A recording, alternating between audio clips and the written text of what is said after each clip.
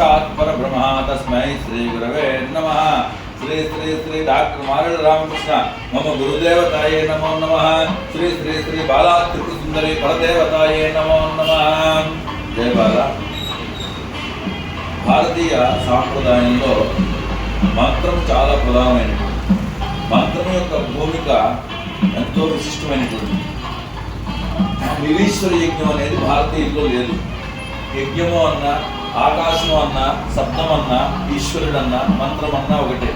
అందువల్ల మంత్రము లేకుండా చేసే కార్యక్రమములు, శబ్దము లేకుండా చేసేటువంటి కార్యక్రమాలు ఏవైతే ఉంటాయో అది మహామాయ అంటారు. ఎందుకంటే చెబితేనే వినం మనం. అట్లాంటి మౌనంగా చెప్పేసాం వాళ్ళు వినేశారు అంటే అర్ధరాహిత్యం. అదే మహామాయ.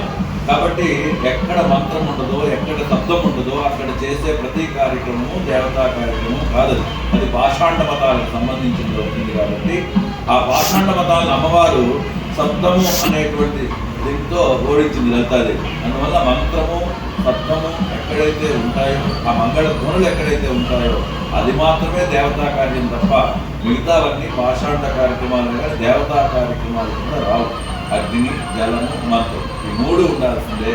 స్వస్తి. జై బాబు.